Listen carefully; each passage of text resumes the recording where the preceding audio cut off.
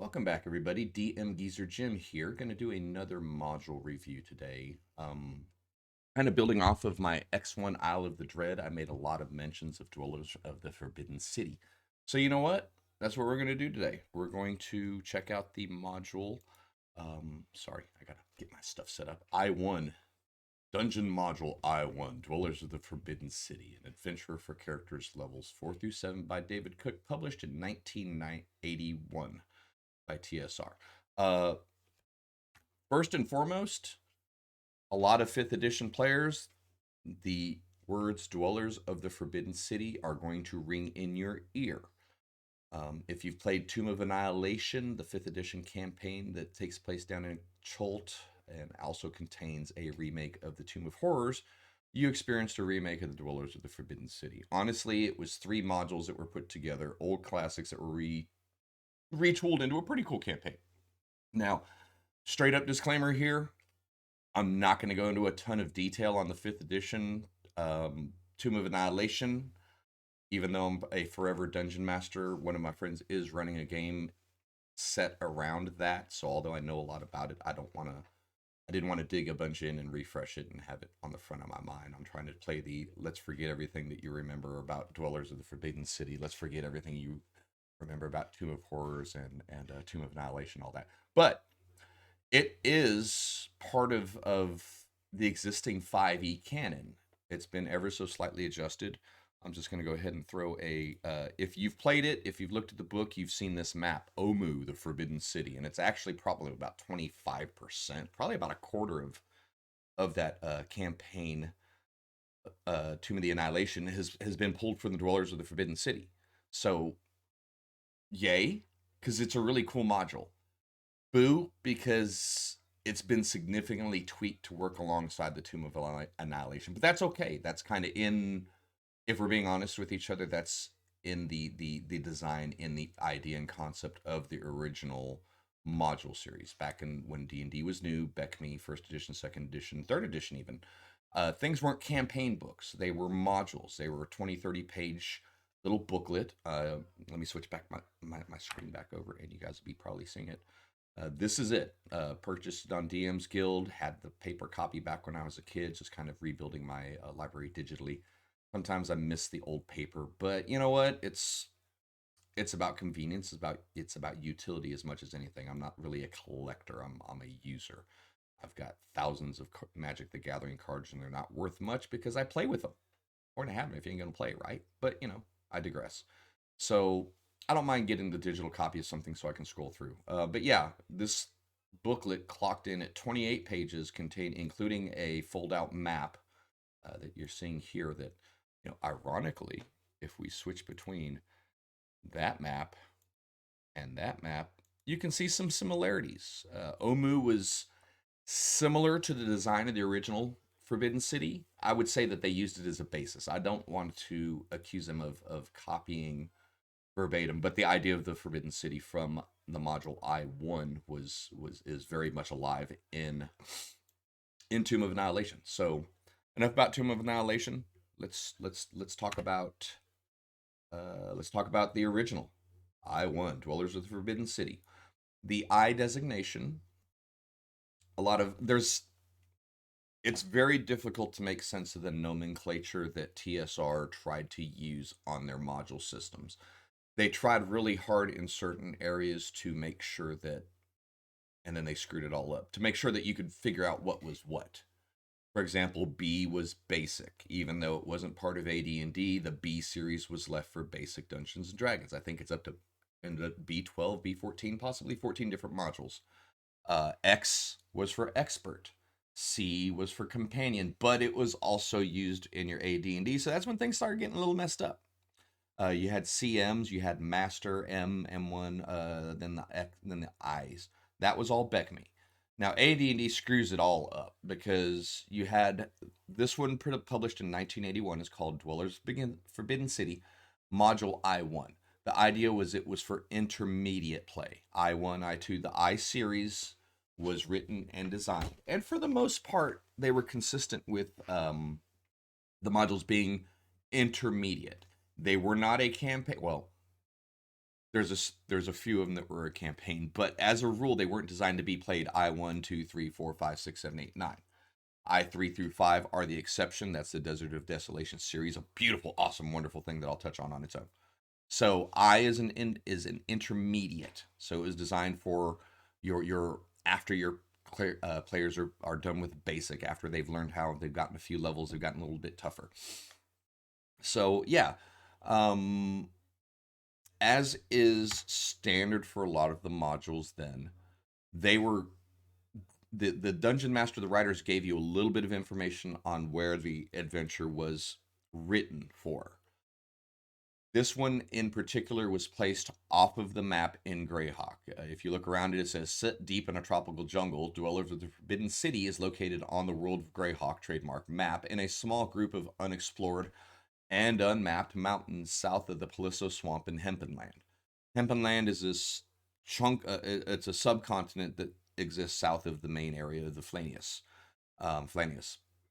So it's off the map, which right off the bat tells you you've got some freedom and latitude to do what you want with this. It's not canonically located specifically next to a city tied to a specific government, tribal group, storyline, or anything like that. So it is a good standalone in the extent that you can it's a quick drop. Now, I am a big fan of the module, so I want to get the negatives out of the way first so I don't end up fanboying it the whole time. This is similar to other modules in the extent that there's no real why to go there. And most of your modules in the day lacked a big why. The DM, the playgroup, whatever, they were responsible for generating the why. I was responsible for generating the real reason for this to be in the campaign. Now, story, world building, all of that was kind of variable compared to modern Dungeons and Dragons. There's this cool thing called the internet that we didn't have in the 80s and 90s, that there wasn't a shared, easily accessible library of lore and content for everyone to gravitate towards and gravitate around. If you owned the box set for Forgotten Realms, and then you bought the box set for the Horde, and then you added Karatur, Al-Qadim, Mazika, then you had almost the entirety of Toril mapped out, keyed out, discussed, contents created, governments are set, backstories there, and you have a living world. Or if you had a really super active imagination and the time to sit there and jot note upon note upon note, this is pre-Excel. This is you. If you were a rich kid in '86, you might have had a nice typewriter, or even an old 486 that you could, type and print your shit up. It's not like it is now. So world building fell to the side from the simple fact of the time involved in it and the fact that you couldn't share a lot of world with anyone outside of your group. So always keep that in context when you're looking at an old module. It's 30 pages. It's supposed to give you an adventure, a chain of encounters that are tied together around a small storyline or event. It's not supposed to typically tie into the big overarching story. There was a few super modules that were what you're used to playing in 5th edition. Almost every book you pick up, you start the game at 1st edition, or 1st level in 5th edition, and you end the campaign somewhere between 12th and 16th. Fully encompassed story, you start out as zeros, you end up as heroes. There were maybe 2 or 3 of them that existed back in the day. Excuse me. So, anytime you're adapting an old module, you have to be prepared to build the story reason, build the hooks in there, figure out why does your party want to go there. So that is especially true with I1, Dwellers of the Forbidden City, doubly so because it's set in a remote area, kind of like X1 Isle of the Dread. My previous review, it does fall into that same trap. Wow, that's a cool map. That's a cool dungeon, man. There's some awesome monsters there.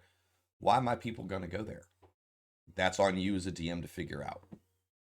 And Tomb of Annihilation did a good job. That's a prime example. It is a good example, even though they're professional writers, of them taking a really cool old module, tearing bits and pieces off of it, expanding some areas, throwing other areas out, and adapting it to fit their campaign. So Dungeon Module I1 lives on in spirit and somewhat physically in Tomb of Annihilation. without going too deep into it, I prefer the original. Um, so we're gonna delve into that. I don't want to 5e spoiler too much and get in trouble by my DM should he ever see this. So anyway, um, scrolling through the cover art here, scrolling down as is typical for a good module in first edition Beckme series in any edition. You're provided with plenty of content. You're provided with location keys. You're provided with the monsters that you're encountering, traps, tricks, things to look for, series of maps to help guide your party around.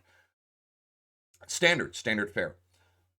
Tomb Dwellers did a really, really, really good job of giving you a lot of content. Again, if you keep the age in mind, keep this as was published in 1981. It was probably written and drawn in 1977, 78. This is older than the majority of Dungeons and Dragons players. The art is really nice as far as the maps go when you're kind of looking at it. Let me go ahead and flip back over so you guys can kind of look at it with me while I'm scrolling. So, you've got your cover art, which unfortunately, when you're a preteen teen person trying to buy stuff, cover art means everything because you couldn't sit there and open it. It was wrapped up in cellophane. You had the front, you had the back, and that's what you try to make your decision on a purchase. You didn't even get to go to the Google and review module I1 any good. Wasn't there. Maybe if you got lucky and you spent the money, you subscribed to Dragon Magazine, which was also ran by TSR, you got a somewhat objective view of the module. They're still trying to sell products, so no one ever told you the module sucked. And there are some stinkers, and we're going to touch on them. Hell, my first one was Mordenkainen's Fantastic Adventure, and it's not one of the strongest modules out there, y'all. But anyway, this one is. I really enjoy this one. It's keyed up. You have lots of descriptive... No, let me rephrase that. It's very well keyed. Lots of content given for a dungeon master. This one was written prior to the expectation of the descriptive box text, the little box area of text, sometimes shaded gray, sometimes however it's set apart from your room description, that was intended for the DM to either read or to paraphrase to their party to describe an area. That's not given in I1. That's not given in a lot of your older ones. So you, as the dungeon master, it's very incumbent on you to read the module once or twice, read the sections that your party are going into, so you can paraphrase the area without giving it all away. There's no point in high-level perception or having your party roll investigation if you tell them everything there is to do because you read straight off of the list. So make sure that you're reading it. Be prepared to paraphrase. This does not... I1 does not give you box text. Probably the biggest weak point in it. Plus side is you get to practice your DM improv description and paraphrasing skills while you play it. A wide variety of creatures to fight with, kind of run the gambit, and there's actually several new ones. Let's go ahead and scroll over to that, and then I'm going to talk about 5th edition conversion for your stat blocks, and then we'll get into the meat of it. When published, we had Monster Manual and Fiend Folio were the collections of the books. If you didn't have either, hopefully you had at least one of those books if you were a dungeon master, if not both. But, this is the day when you're passing books back and forth to share with each other. So when a new module came out, they typically included new monsters. Some of the new monsters in this one were included in Fiend Folio prior, but they gave you the stat blocks in the description so you could use I1 in its full. The Aboleth was a brand new monster. This was its first appearance in Dungeons and Dragons. 1981 I1 Dwellers of the Forbidden City. Pretty meaty monster. I mean, nowadays they're some people use them as throwaway hit point sponges. Some people can base an entire campaign about an Aboleth controlling a seaside community. So your mileage may vary on using them, but in 5th edition they're designed to be pretty scary, potentially scary and powerful monsters. So the first time it pops up is here. If you ever looked at any of the old art, this is also the same art they used when they released the Aboleth in Monster Manual 2. Since then, it's been a staple of Dungeons and Dragons and AD&D through every edition. First, second, third, fourth, fifth, Aboleth has been around. But this is where the big guy shows up the first time. And obviously, the first time it shows up, even if you read it, you really had no idea how to run it. So I think the Aboleth is a badass monster that gets a real raw deal because it's put in situations where either through experience of a dungeon master, i.e., anyone that picked up Dwellers of the Forbidden City first time, didn't know what to do with this sucker. So it became a weird tentacly hit point sponge.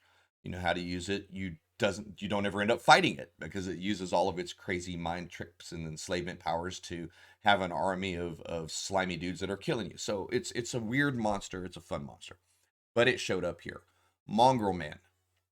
Those have been in and out of Dungeons and Dragons based on your stance on political correct statements, races, whatever. It's an amalgamation, mutated humans, mutated humanoids. They're described, this is where they first arrived on the Dungeons and Dragons scenes as well. They're described as just a hybrid race of inbred humanoids that have been kept in captivity too long, that have been adversely affected by their environment. Kind of bad. Um, they're in Curse of Strahd. If you run that for 5th edition, you'll deal with Mongolmen. They're kind of magical amalgamations of the same in that situation. Both appearances, they're the downtrodden, the meek, the dirty, the oppressed in both situations. That does play into the role play aspect of this module. Pan Lung, Oriental Dragon. Bad word to say Oriental anything nowadays. In 1981, that was a standard scholastically recognized way to describe something of Asian descent or Asian background, Asian theme, Oriental theme, Oriental rug, whatever. The Panlung was a dragon that was presented in Fiend Folio. Dragons are an integral part of Asian mythology, whether it's Japanese, especially Chinese mythology. So they were included to not, I don't think they were included as an intent to make fun of. I think they were included as an intent to be inclusive. We got all the European dragons. There's a whole entire world full of dragons that we're not touching to let the players play with. Let's bring them in. So that's the Panlung's appearance here. Um, this one actually appeared in Fiend Folio. You've got the Tasloi that are creatures kind of humanoid tree goblins is the best way to describe them. They don't really exist in 5th edition. Stat wise, ability wise, everything else, for all intent and purposes, old school, a tree goblin. Yellow Musk Creeper appeared in the Fiend Folio, but it also made its first real combat appearance here. I think that exists in 5th edition as well. The Yellow Musk Creeper, plant and zombie. Really a nasty, nasty, nasty beast. And the Yuan-Ti. Yuan-Tai, Wan-Tai, however you want to pronounce it. I believe 5th edition pronounces it Yuan-Ti. Right now, it's a player race. People want to be a Yuan-Ti scale born with a forked tongue and slit eyes that otherwise looks like a human because it sounds cool to be a snake person. This was, all of you players, you can say thank you to I1. I'm sure they would have shown up before eventually. But yeah, this is their first true appearance, and they are kind of the antagonists of the module, just like they're kind of a big deal in the Tomb of Annihilation series. You had your purebloods, your half-breeds, your abominations. Since then, there's been several layers added throughout the editions. So, yeah, I1 was a big deal. It brought in several monsters that are still iconic, still used to this day. A couple monsters that kind of point out the shame, the no-nos of the dark day, when it was what it was due to the timeline. History is history. Sometimes it's right, sometimes it's wrong. It is what it is here because that's how it was printed at the time. I'm not trying to go into a diatribe of any sort, I promise you that. So you're given an assortment of monsters. You're given a bunch of little miniature maps to use for your keyed encounter locations that tie into the city. You've got your entry maps. Map C is one of the entries into the crater. Map A is another entry into the crater. There was no map B because map B is a climb. So we'll get into the specifics here in a second.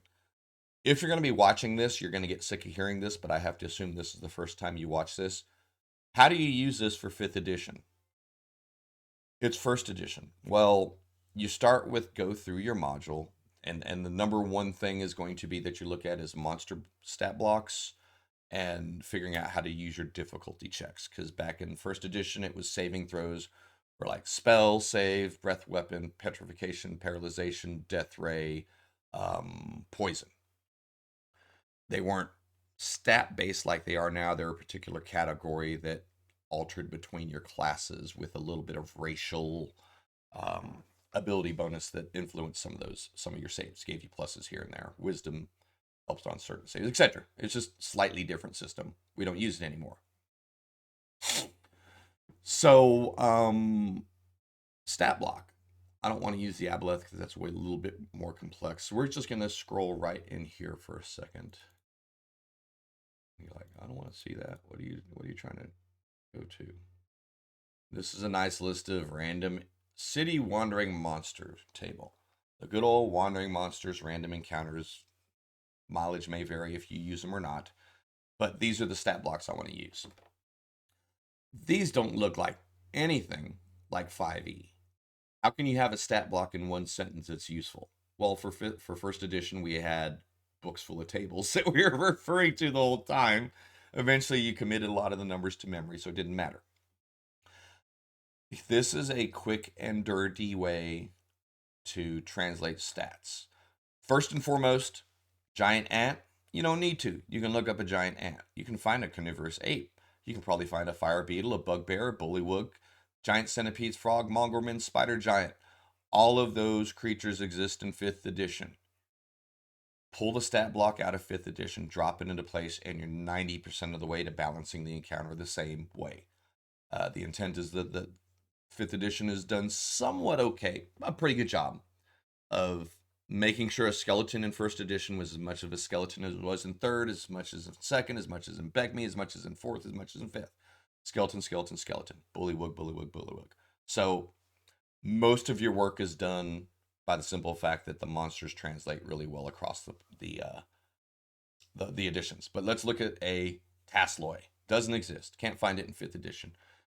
I don't want to sit here and homebrew it. I'll just exclude them. Do it. Throw the Tasloy out. Bring in goblins. Call them tree goblins. You're done. You're done. But if you want to be pure to your edition, your content, as it were, if you truly want it to be, call it a Tasloy, describe it as a new monster. How do you use it? We're going to go line by line, kind of describing a couple things. Armor class 6.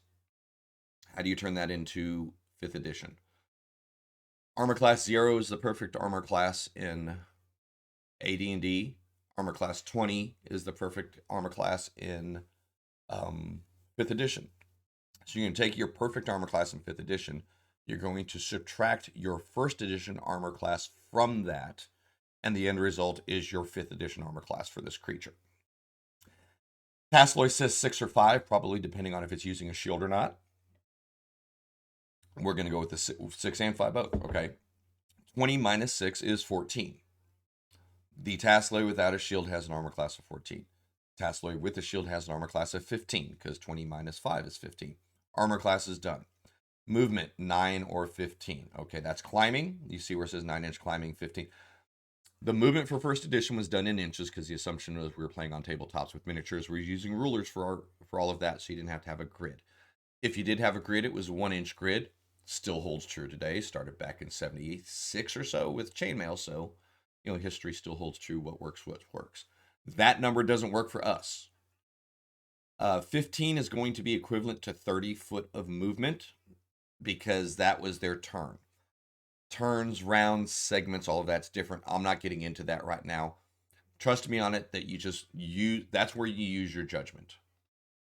A creature that's got a climbing speed of 9, running speed of 15 is probably going to have a climbing speed of 20, movement speed of 40. Okay. Hit die 1. Hit dice are the same. There's a slight difference in that 5th edition uses hit dice for the monster based on the class it falls into. A spellcasting goblin's going to have a 6 hit die, whereas I'm just hypothetically speaking here. Spellcasting of a specific species is going to have a 6 hit die, whereas the barbarian of a specific species is going to have a 12 hit die. So that does vary. 5th edition does a decent job of varying the hit dice. 1st edition, it was always an 8-sided die. So this little dude's going to have 1 hit die. So he's going to have somewhere between 2 and 8 hit points. Small little guy, like a goblin. So you're done. If you want it to have a little bit more, you use this 10-sided die. You give them a range of 1 to 10. Attack 2 or 1. So if they're attacking barehanded, they can attack twice per action. with a 1/3 barehanded, or they can attack once with a weapon. That's very similar. Now, here's where you've got to make the judgment call, because first edition does not use the plus to hit, doesn't use proficiency, stuff like that. So you got to use a little bit of judgment here. If it's a hit die 1 monster, you can nice and dirty and just be simple about it and give it a +1 for its proficiency. It gets a +1 on its dodge save, dexterity save, constitution save, if you want it to. Leave everything else flat. You can give it +1 on its hit. You could give it +1 on its damage, just to beef it up. And you're going to have to beef up a first edition monster to have it survive an equal level in 5th edition. You just got to. 5th edition players are overpowered. Everyone is a superhero. Everyone's Captain Kirk, to quote a bad song. And that's okay. That's part of the game. We're telling a collaborative story now. We're not so much focused on the tactics of just decimating a dungeon and pulling everything out of it. Back in the day, that was you're playing to play, and the story kind of came second. Initially, anyway. That got better with time, you know. So I don't want to make it sound like everyone was a murder hobo. The game facilitated that as a style to make sure to leave the flexibility to build a story up to the dungeon masters and the adventure group. So, one more time, quick and dirty. Your hit die, however many hit dies are listed, are going to give you your proficiency bonus, your plus to hit, possibly your plus to damage. If you look at some deeper stat blocks, they'll actually give you, in the monster manual, it gives you a level amount. You can use that to get a better refined view. But just quick and dirty stat block in the module, that's what you can do. Obviously, when in doubt, substitute the like creature in a bullywug for a bullywug, pureblood, half-breed, Yonti, abominations, all that. Those are there. So, enough about conversions. Well, actually, not enough. Saving throws. A lot of the stuff in first edition was save or die, save or die, save or lose half of your life and then die. They're going to say save versus poison, save versus death rate. Doesn't exist in 5th edition. Come up with what it makes sense. A poison is typically a constitution thing. As death ray may be an intelligence, it might be a wisdom save.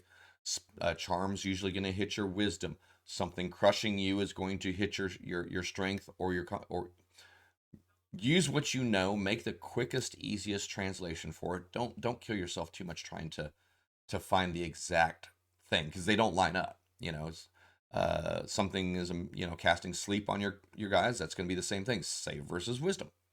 DCs aren't given here. Go with your industry standard DM guide, tweak them down as needed for your group. DC 10 is simple, trivial. If it's so easy that you shouldn't have to roll, don't make them roll. But if there's a chance that they fail, albino minor, you start at DC 10, DC 14, 15 for moderate, DC 18 and 20 for extreme, and you have all the numbers in between to play with. So adjust your own saving throws as you go. But enough about mechanics. What's cool about this module? Obviously, the city. Let me get back down to the city map here. The city in and of itself is big. It's set at the top of a hill, kind of at the top of you could almost say volcanic crater, if you will. Just a hollowed out top of a steep mountain. You climb through jungly stuff. You get to the top. There's a plateau, and then it drops down cliffs. It's supposed to be like a couple hundred feet cliff to go up. 300 up, 100 down. Only climbable in a couple points. That's where, if you ever look at this module and point it out, that's where you can kind of see the railroaded nature of your old module design.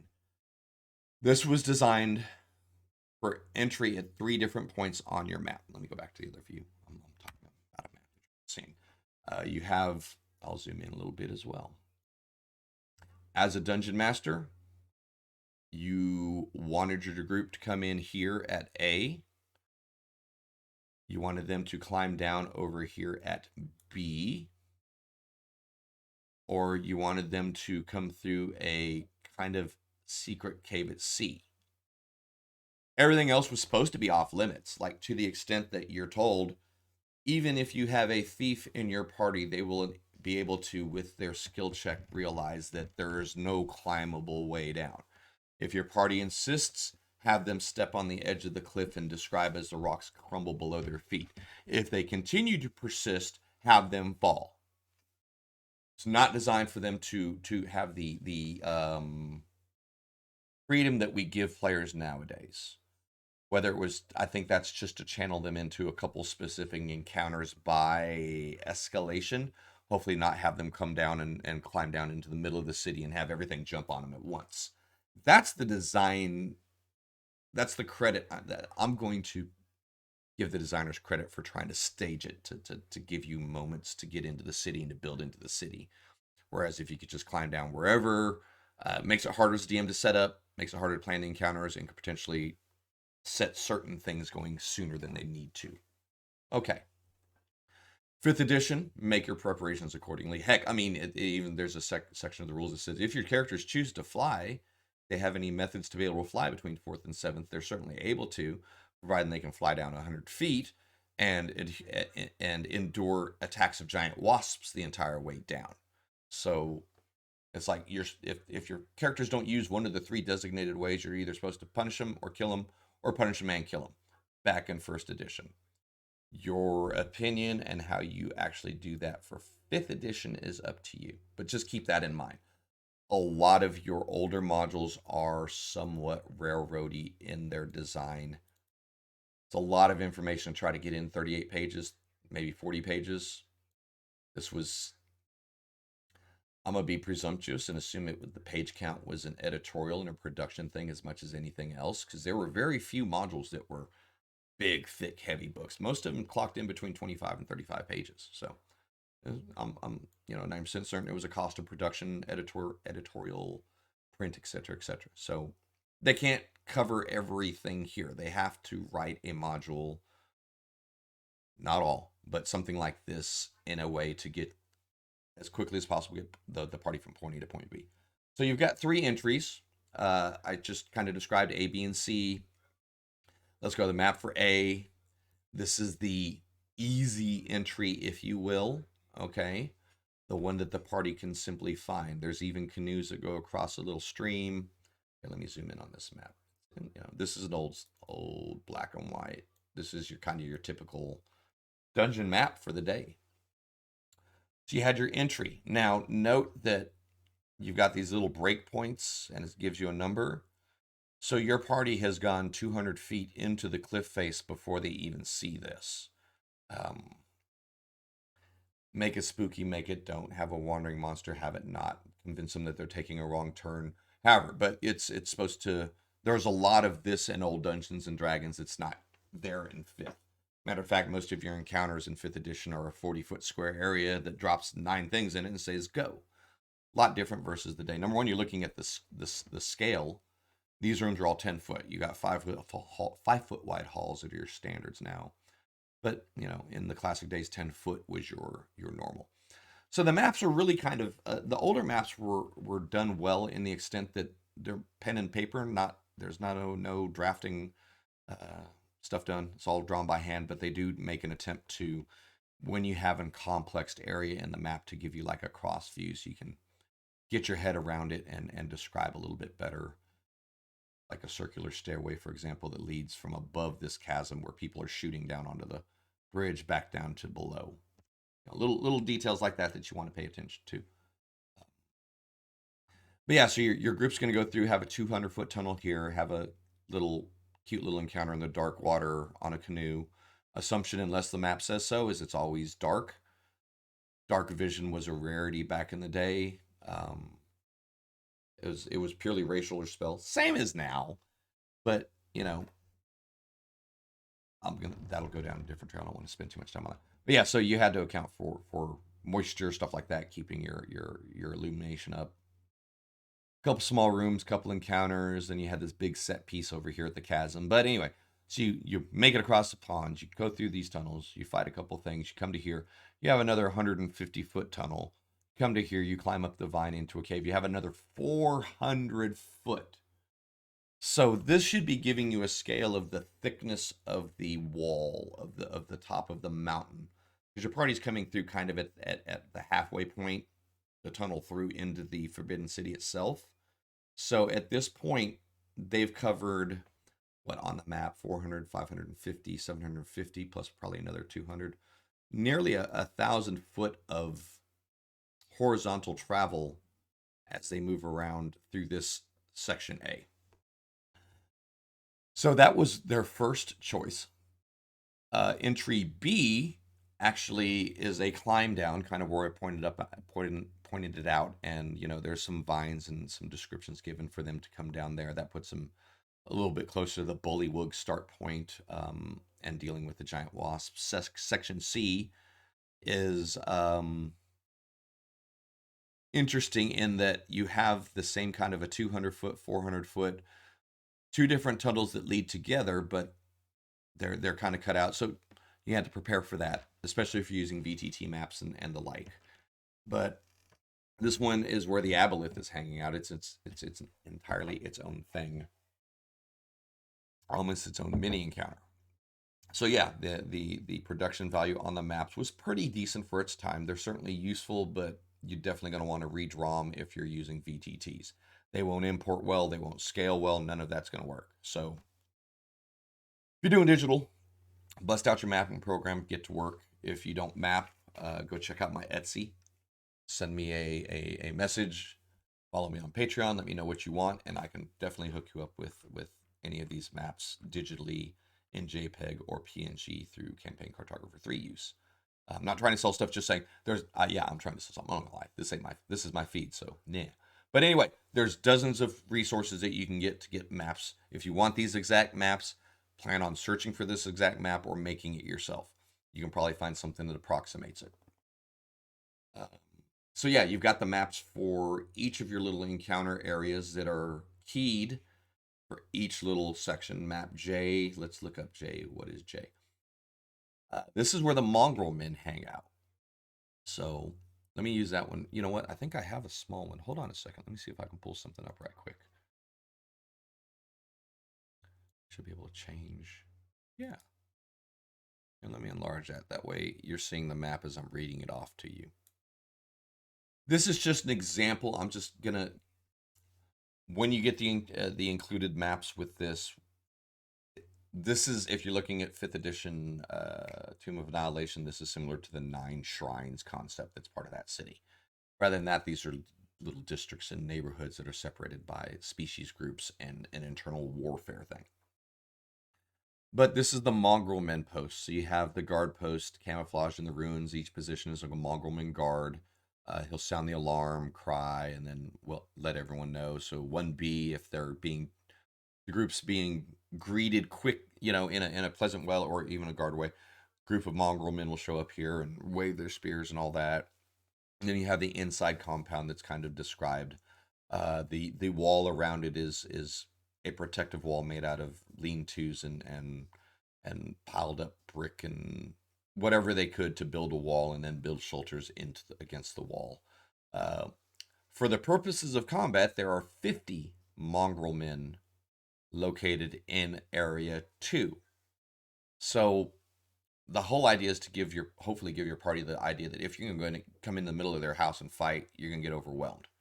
The mongrel men do have a thieving nature, so when they're pressed into that kind of a group, that many people around, DM's given some pointers, some tips to help deal with pickpocketry and that kind of thing.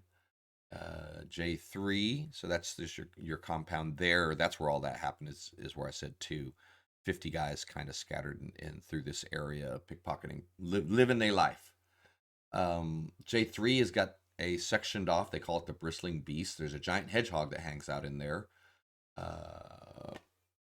Friendly enemy, it's up to you. Doesn't really even clear.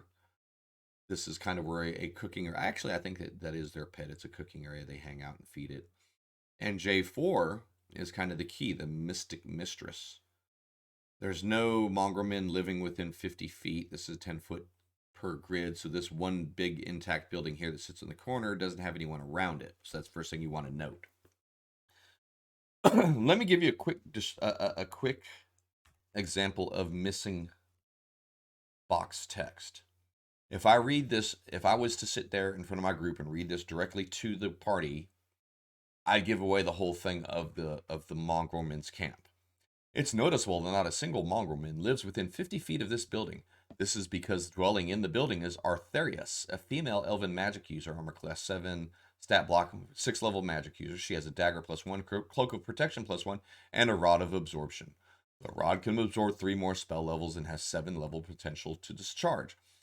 So if you have not taken the time to pre-read this, you have told them everything about that person right up front, because there's not the box text there. So just when you're using old modules, be sure to read it a couple times. For example, this one, you find out in the second paragraph that she's taken refuge with the Mongol men since her party's destroyed. She's tried to escape the city. It always falls apart. She'll join and assist any party, obviously not evil or incompetent. They don't like her. They're afraid of her. She's been, her pride's hurt her. She's desperate. So her alignment's kind of good. So she's not malicious, but she's kind of stressed out. So I need to know that in the front. So when the party's coming up to the building, you play it out with an irate, "Who is it? Leave me alone, you dirty mongrels. I fed you for the day," or however you want to play this person out. I need to be prepared as a dungeon master to give that particular little room life. This one box here is a kind of a key touch point for the adventurers when they're in the section of the city. So every single location that is shown on any of these maps is keyed out, tells you what the creatures are there, what treasures there, any of the environmental factors, any of the traps. And so they're all ready for use. The hardest part is either making notes, transitioning your monsters to 5th edition, or making the quick changes within the stat blocks yourself if you're quick with math. Spells line up way differently than back in the day. So you'll have to adjust for spell slots. For example, your Yurak the Witch Doctor. We'll zoom into this real quick. His magic, because you used to be able to, you can still dual class, but he was a dual class magic user cleric. He's got Shield Dancing Lights. First level, he's got Cure Light Wounds, Darkness, Protection from Good, Chant, Snake Charm. He can cast all of those spells once. He can only cast each of those spells once. He doesn't get 2 slots, 2 uses per day, 3 per day of these, like your 5th edition block is. Because when you remember, if you're a wizard, first edition, they were called magic user. If you're a magic user and you wanted to shoot magic missiles 4 times that day, you'd have to memorize the magic missile spell 4 times. So some of these creatures that you see might have, you'll see blessed times 2. That means they can use a spell twice in a combat. A little bit different, minuscule change, but just something to point out if you're actually getting into using old modules and you see some of these things.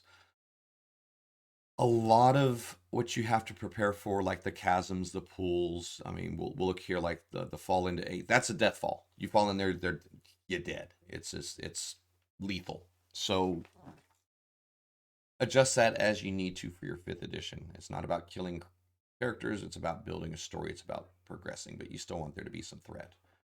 They did some really cool stuff. For example, the difficult passage C7. This is kind of an example of some good text for you. Here the passage ends in a cavern 10 to 15 feet high, filled with a jumble of stalactites and stalagmites. At the far end of the chamber is an opening in the ceiling. There appears to be nothing else in this room. So you could read that and you're cool with it.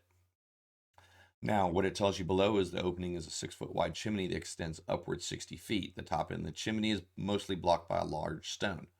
Circling the opening to the chimney are 4 piercers. Them funky little, actually they're larval ropers if you read the stat block. Look like stalagmites, fall on you, hit you, and they start chewing on you after they have killed you. So there's 4 of these, and after they fall, a carrion crawler will shoot down from the chimney, hanging out of it, using the chimney as partial cover, while it paralyzes and grabs people. So between the piercers and the carrion crawler, you've got a pretty significant surprise encounter staged up. So the text supports it really well. It tells the DM how to set it up and keep it going. So there's no shortage of assistance for a dungeon master in the text of this module. It's very well written and very well constructed, aside from no descriptive box text. So once again, you have to read it. You have to reread it. And you have to reread it. Get it in your brain, kind of get there, and you can do it. If you don't care, then just go buy Tomb of Annihilation and play it while you're playing that campaign. If you want to make this your own, for example, Isle of Dread, I was talking about what a letdown Taboo Island was once you fought through all of that craziness to get to the top of the plateau. Throw Taboo Island out, drop Dwellers of the Forbidden City in, and you've gone from a 2 or 3 level module to a 5 or 6 level short campaign. So, that's kind of how you use these things to adapt to each other, build off of each other. But editorially, there's no why to be here. The module itself, I don't know if you're good at, I don't even have the screen up. But it was actually built for tournament play in 1980. So this was one of those when they're getting the Gen Cons together. The Origins, I think it was the Origins Convention 1980. This was the module that they played, but they've since rebuilt it and reconstructed it. So you may find when you look at some of the I series, and I believe the C series is all C1, 2, 3, 4. Those are all tournament modules as well. They are lacking in the why, because the people that sat down to play these were sitting down to play Dungeons & Dragons at a tournament. We're playing D&D together at a tournament. One shot. Don't care why we're playing it. Just want it to be cool and challenging and unique and make us think about how to do things outside of the box. So, there can be some forgiven, I know I focus on the why a lot when I'm talking about a module, but a why is very important for your adventure overall. If your players aren't engaged in why they're playing this, if they're not interested in what they're doing, you're not going to have a good time. They're not going to have a good time. In some instances, it's almost like you need to use the idea of inception. You need to make them think it was their idea to come here. That way they're invested, they're interested, and they want to do this. A lot of the old modules don't fit into a campaign. You have to do a lot of why thinking. It's not a bad thing. It's not a criticism. That allows you to adapt a really cool adventure by cutting out the tiny bits of stories they include and substituting your own hooks in, and you're in business. This is no different, They use this module as part of Tomb of Annihilation to gather certain things to go do the next part. The why was built in for this module that didn't have a why as part of a 5th edition campaign. You can do the same thing at home. But adding it to your campaign, you need to have a mountainous area of at least temperate, if not tropical climate. You want it far enough away from the beaten path to where a thriving civilization of humanoids and other things at the top of a mountain aren't attracting a lot of attention. But it has to be close enough to, well, for example, this one. The hook here is that for some reason, deep to the south, there's been lots of caravans that are getting raided. Very few survivors make it. The few that do come back tell crazy tales of plant zombies with plants growing out of their heads and singing snakes and horrifying mutated creatures and tales of unbelief. But over the course of months and months and months, one thing that's been noted is that out of all the crap that's been stolen, none of it has ever resurfaced in the market. It's not like pirates are taking it or bandits are taking it and selling it on the black market and it's making its way back into the economy. None of the stuff's showing up. So whatever's getting stolen is getting spirited off somewhere. So then going with the tried and true tactic, you mean there's a hidden city at the top of a mountain full of treasure? Okay. Rote, horrifyingly cliche. It worked enough for a tournament. Doesn't have to work for you. So that's the start that you're given as the tournament start and the campaign start. If you scroll back down, they do give you a little bit of of the Forbidden City and campaign play. Due to the size of the city, only some of the possible adventures have been described, which is true. We're going to go back. I think I'm going to pull up the actual city's map while I'm chatting about it here. I need to change that. 1, 2. Yay. Ooh, that got tiny. Let me pull that back up so you guys can see it nice and good while I'm chatting about it. Well, oops, I lost my scale. Sorry. So the map itself is 50 feet per square. You know what? That doesn't look good. I'm going to do something else so I can zoom in a little better on it. Sorry. Because I can zoom in better on my stream. You're just going to have to see my face while I do it, so live with it. So you're looking at this map. Why is it blue? Back in the day, this blue did not photocopy. So if I bought this map and wanted to pirate a copy and send, and this is a cool thing, man. I'm gonna take it to mom's work and put it on the Xerox machine and make a copy for you, and you can play with. Oh man, it didn't run. That's why the funky blue and the particling and all that. That's straight up prevent piracy. Piracy was a problem in 1981, as much as, well, nowhere near as it is now, but pirates never die. Yar. Even since the yon days of Dungeons and Dragons, our cheap asses were too cheap to pay for anything that we didn't have to. So don't feel ashamed if you're out there stealing third-party creator content. They've been doing, well, you should feel very ashamed, but people have been doing it since the beginning of time. I'm not excusing it. I'm condemning it. Hence, I bought this. So anyway, I get all sidetracked. Old man shaking fist at cloud. There's you're looking at here. So this is 100-foot wide. I'm going to zoom in just even a little bit farther. It will pixelate a little bit as I get down here. But, you know, when they come out of that tiny little cave at the end of A9, that's a 20-foot wide cave opening, they're going down a 150-foot wide set of dais. They've got a structure here at A10, a 100-foot wide canyon as they go further and further in. And all of a sudden, the first thing you encounter is, what, 1, 2, 3, 4, 5, 6, 7, 8, 9, 10, 11, 12, 13, 14, 15, 16, 17, 18. They can kind of see 18 times 55, 900, almost 1,000, about a third of a mile, about a quarter mile wide opening in front of them with no less than 15 structures that are probably 50 by 50, 1,500 to 2,000 square foot each.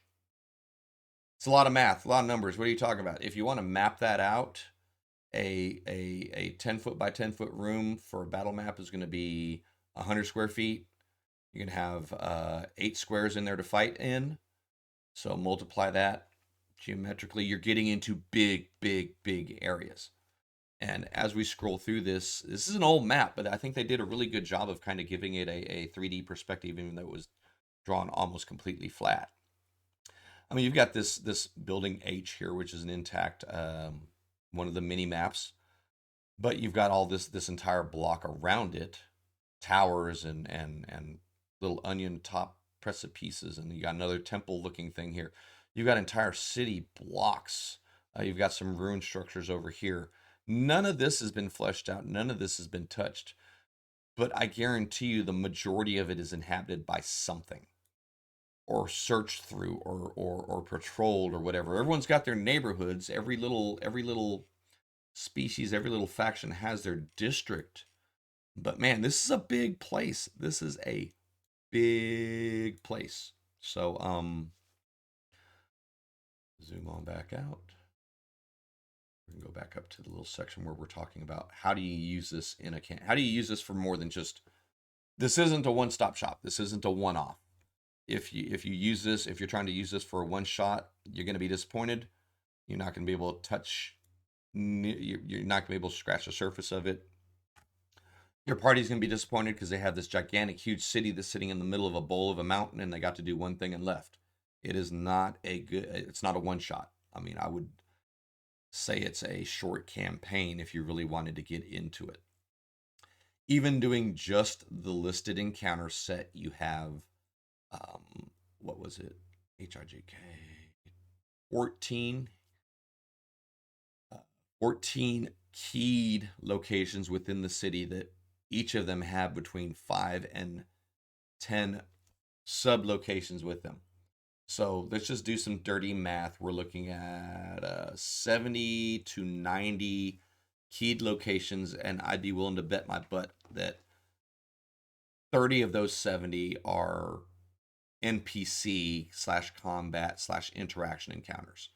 So that big old gigantic city's got 90 potential listings as published that you can play with. Just touching those, and we'll rewind what I said earlier. Pretend the rest of the city is abandoned. There's nothing. Everyone in the room you go into, there's broken rock and weed. What about this one? Broken rocks and weed. What about the? Ooh, there's a shattered pot and vines. Okay, so you can do what you want to fill in the area. Use just what you have here, and you still have a monstrosity of an area to explore and play in.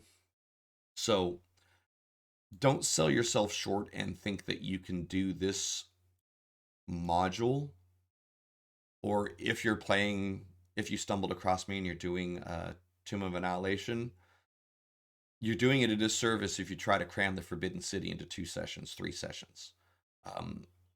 You're doing yourself a disservice if you try to do just this module, even take and add it into your personal campaigns or running it as written.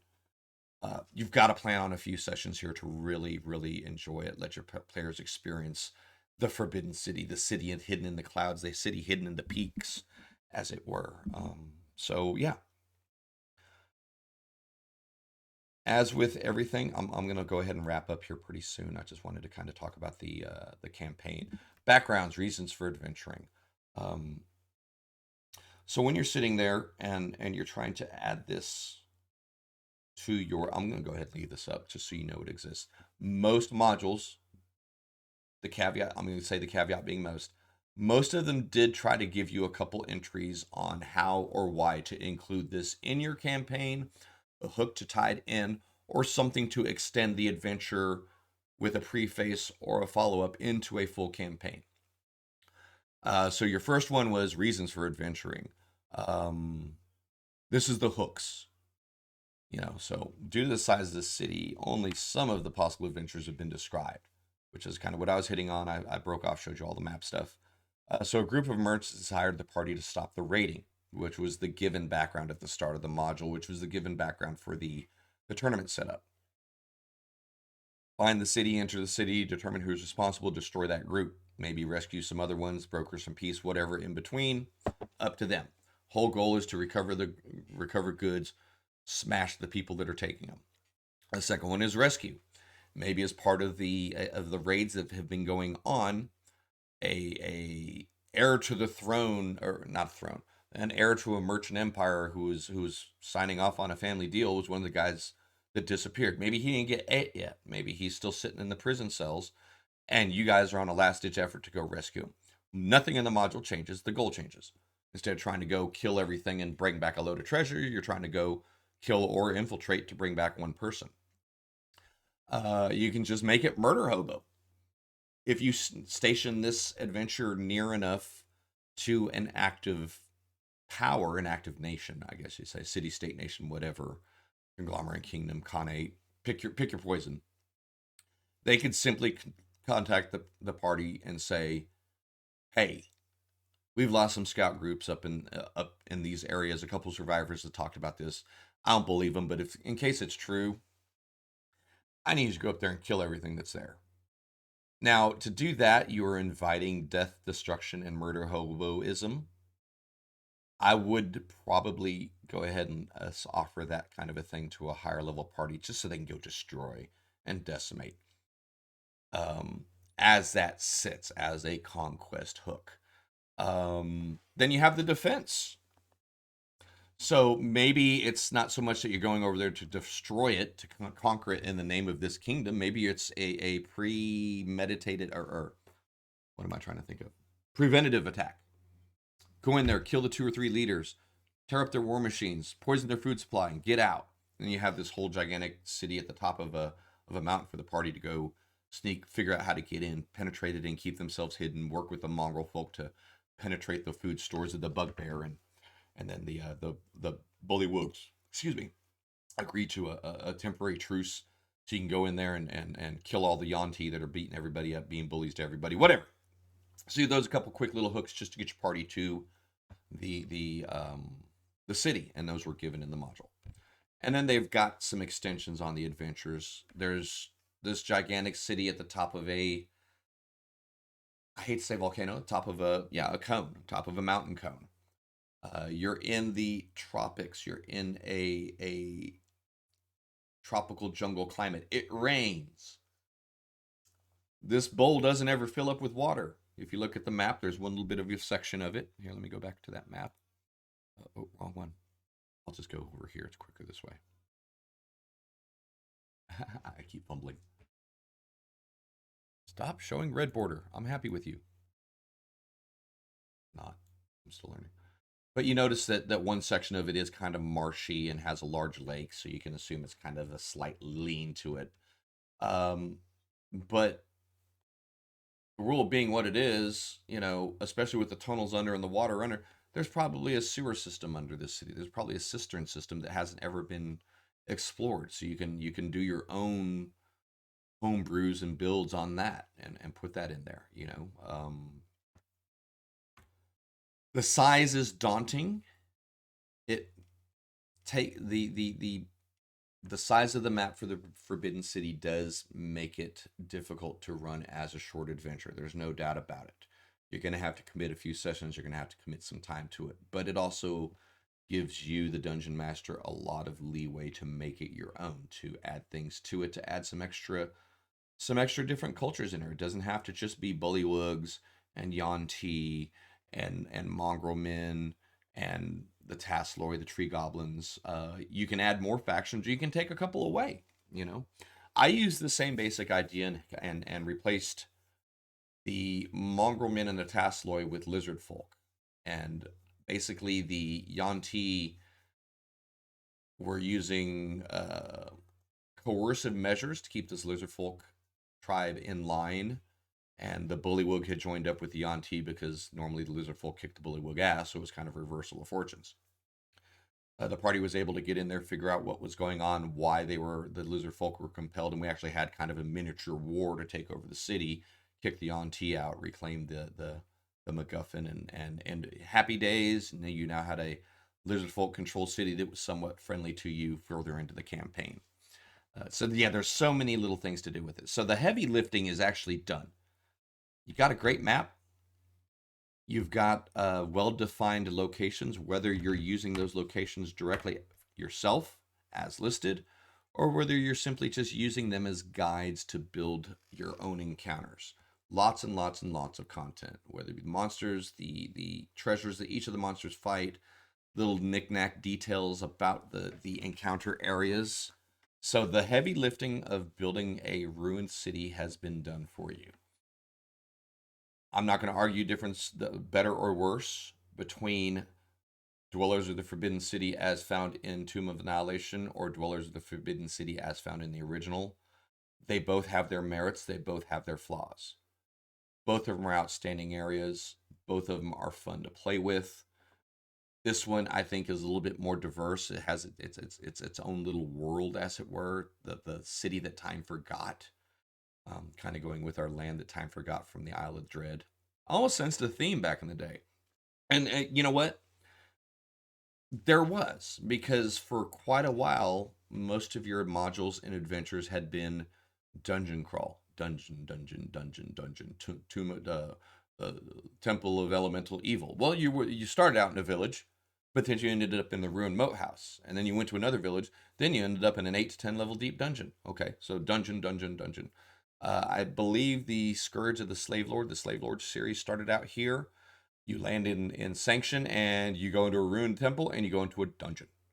So it was a relief to see an outdoor setting. It's a relief to see a variety in things. So when the rule system expanded, I think when TSR's game design experience began to start increasing, we saw a shift to more of these larger outdoor type of an area, but you saw them all at the same time. So, whether it's the Dwellers of Forbidden City, X1 Isle of Dread, WGA1 Isle of the Ape, which we'll do later, for a high level review. Kind of all of them kind of follow each. They really don't follow each other, but they're similar to each other in scope and basic design. So the impetus for these adventures was an increase in world building and an increase in game design skill. The need for that was because as players, as customers, we've been trapped underground or in castles for a couple of years. So you started seeing a larger variety of things come out, but they all look similar because they all came out within a couple of years of each other. We have we have the perspective of time when we sit here and look back at it. It's like, man, they released 9 jungle modules in 3 years. What were they thinking? Well, then that was like, oh wow, we got a jungle module for Faerun. Oh wow, we got 2 jungle modules for Greyhawk. Oh wow, we got a jungle module for Mistara. Oh wow, it was fun content for us. So yeah, that's I1, Dwellers of the Forbidden City. The I stands for intermediate, designed for intermediate play, based on a tournament module. Wonderful, good piece of work. Would highly recommend picking it up. Even if you have Tomb of Annihilation, you're planning on playing through Dwellers of the Forbidden City, spend a couple bucks, pick this PDF up, liven up your city. If you don't know what I'm talking about, you don't play Tomb of Annihilation, you think it's a dumb series, you're missing out on a nice section of it, but that's okay. You can pick up Dwellers of the Forbidden City off of DM's Guild or your provider of choice and play one of the better parts of that campaign. Make it your own. Have fun with it. So above all, I don't have a rating system, but I this is a good module. Some new monsters were brought into the Dungeons and Dragons universe that still exist to this day. A couple of them are paragons of everyone knows what a Yuan-Ti is. Everyone knows what an Aboleth is. They made their debuts here. A few other monsters made their debut. The 3D hand-drawn mapping style. Let me scroll back down to those. So yeah, just you have flat style graph papers, the perspective, little bitty details that you don't see very often in that time period or a few years after it, but to help give depth and feeling to the maps. The hats off to the artists that that did this, that did your little miniature maps. They each kind of have a nice little feel to them to help the dungeon master visualize and better describe the environment to the players. Designer Dave Cook, hats off. James Holloway, Rosloff. So you've got all of your typesetting. How often you see typesetting, keylining as part of your credits nowadays? But yeah, I think I'm gonna go ahead and finish off there. But yeah, just to summarize, Dwellers of Forbidden City is a great module. You can fit this in literally and figuratively on top of a lot of the other modules, campaigns, and all of that. Who doesn't love the idea of a lost city hidden in the canopies of the jungle, cresting the top of a hollowed out mountain, full of strange and mysterious and deadly wonders and traps and treasure and all of that kind of stuff. So it's all here, man. All of that stuff is sitting here in this module. Pick it up, man. 5th edition, 1st edition. I don't care what edition you are. If you don't have it, add it to your collection. If you have Tomb of Annihilation and you're a dungeon master, add this to your collection. You will make the experience in Tomb of Annihilation so much better than what it is if you incorporate some of this stuff into that module. Won't break, won't mess up too much of your timeline. Makes it feel more natural, makes it feel more lived in, makes it feel less, I'm going to say it, makes it feel less like a 9-stop freaking roller coaster. There, I said it. But yeah. Thank you for joining me once again. The DMGeezerjim here. Old man shaking cloud at fist is what other people call me. I do have a lot of fun doing these module reviews, kind of taking it gives me flashbacks to when I was a kid and cracking the cellophane open the first time and holding out that map and setting it in front of me as a mini screen and getting my note cards and my spiral and starting to make notes and all that. I get those little flashbacks of doing that when I look at the modules. But I also have a lot of perspective because playing now 5th edition, 40 some odd years after it first came out, I realized how bad of a job I did on some of these things. and how much potential was wasted. And the flip side is I'm seeing some modules that I thought were the bee's knees back in the day. That's the bomb. If you don't play this module, you suck at D&D. And I look at them now, hey, they didn't age well. They weren't really good. They were probably fun because they were simple. You know, simple to run, instantaneously lethal, killed your party in an hour, you put it away, you got to play something else. So, time and perspective and even the flow and the goal of the game shift over time. We're not trying to just play a session now, we're trying to build stories. And this is a module that will definitely help you build stories.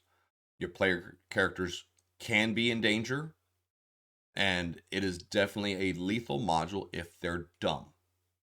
If they're smart, if they're creative, if they use their roll skill chops, it's a wondrous adventure. Some really cool set piece fights, some exciting moments, some neat little tricks, traps, some environmental things to deal with as they get in and out of the city, and as complex of a factional conflict as you, the DM, want to make up there. It's all up there. So I say up there. It's all up there at the top of that city. All the potential's there for you to play with, man. Turn it into your own thing. Players can take it over, turn it into their own freaking Dr. Evil mountaintop base eventually if they want to. It's all there, man. So I'm encourage you to go get it. But I'm going to sign off here. Thank you so much for watching. If you've been on Twitch, I'm still trying to learn this stuff. Oh, hey, I see someone sent me a message. I'm so bad at that. I feel bad. Hey. Yeah, my boy Vigilant Gamer giving me a good morning. But yeah, just if you've been with me on Twitch, appreciate your time. If you see this on YouTube, same thing, appreciate your time. I'm going to continue doing this series of, I don't know, probably got 40 or 50 module titles to go through like this. Probably touch on some of the source books, some of the splat books, because 5th edition is cool, but it's a little lacking in content for an edition that is what, 10 years old? 9 years old, I think? You got, what, 18 books? It's a little light on content compared to some of your other stuff. So that's not a bad thing because there's mountains of content back there, mountains of content that already exist. And pro tip, 3/4 of the new 5th edition content is old content they just repackaged. So it is what it is. But yeah, thanks for your time. Follow me on Twitch if you're watching me here. If you're catch me on YouTube, like and subscribe to my channel. DMGeezerjim, you can find me on Patreon if you want to help support my stuff long term. Need a couple maps, you can find my stuff on Etsy, DMGeezerjim. Facebook, I always been posting some stuff about Planescape, kind of trying to get people excited about that. DMGeezerjim, it's all DMGeezerjim. You can find me on all of that. Hope everyone has a good, safe day, night, whatever. Hope everyone does well, and until next time, be safe.